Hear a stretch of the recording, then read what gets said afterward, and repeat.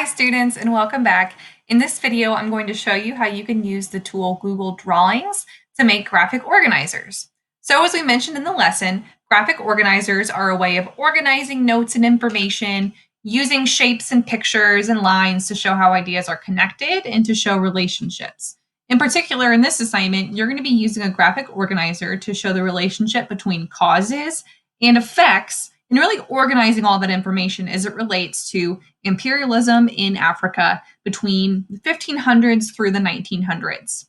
In this assignment, you can use Google Drawing as one of your options. Google Drawings is a Google tool, so it saves automatically. It's linked with your Google Drive, so you don't have to worry about saving, and it's really easy to find afterwards. So to get to Google Drawings, if you just Google search Google Drawings, it comes up. Otherwise, the URL is docs.google.com/drawings. Once you get to a blank Google drawing, which will be the first thing that opens if you type in that URL, this is what it will look like. And what you'll do is first give it a title.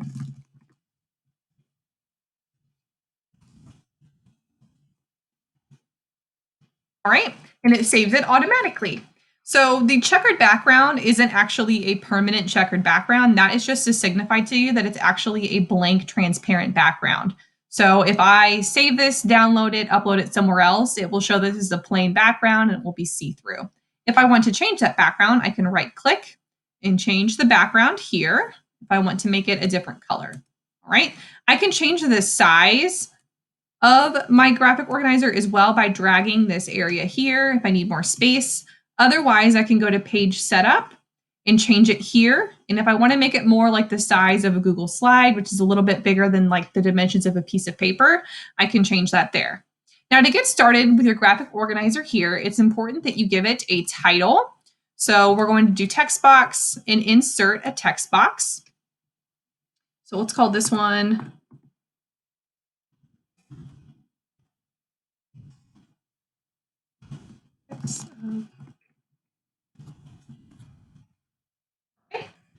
So if I wanted to make this a bigger font and center it, I can go through my usual steps as if I'm on just any other word processing or creation tool, and I can change my font here. It's just helpful that if you make this, you don't put any crazy wild fonts, ones that are easy to read.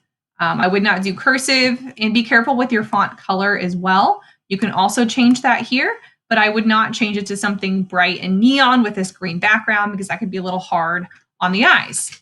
To get started here in adding different shapes and graphic organizers, I can start by adding a shape here. I want it to be a square. And what's nice is on Google Drawings, it automatically makes those shapes text boxes. So I can just do World War II, and maybe I put that in the middle because it's my central idea of this graphic organizer. There's really not a right or wrong way to organize your information. It is purely up to personal preference and what helps you make the most sense of it. So if you put all of your causes up here and then all of your effects there, or causes here, effects there, or scattered all over the place, that is up to you. It's your resource to use and it will come in handy in a later lesson. So if I wanted to add in another text box, I could do, well, actually, I'm going to do a shape, not a text box. I was getting ahead of myself. Insert shape, and let's do these causes as circles.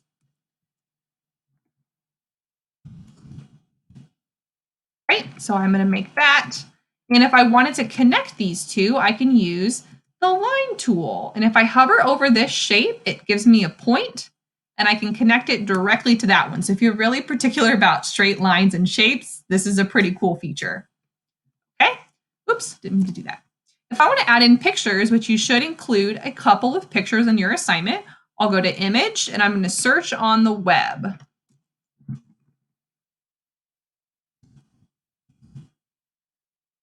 Right? You can also pull up any that were saved on your Google Drive. So once I have found that, I can scroll through my pictures and pick one that I think is best. So I'm just going to add this one in and insert it. And I can move it around. And this actually just shows military uniforms. So that's kind of interesting.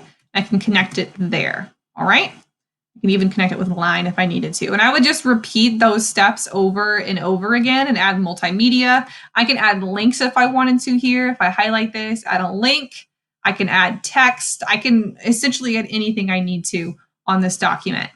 I can arrange things differently as well. If I wanted this to be centered in the page, I could.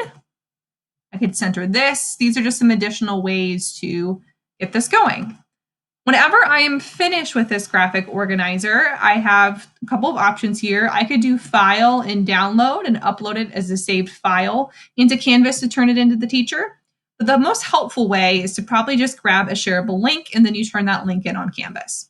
So we'll go to share and you're going to change it so that it's anyone with the link can view. It can view. So I'll copy the link and I'll turn it in and I'm good to go. If you have any questions, please let me know, and I hope you like using this tool.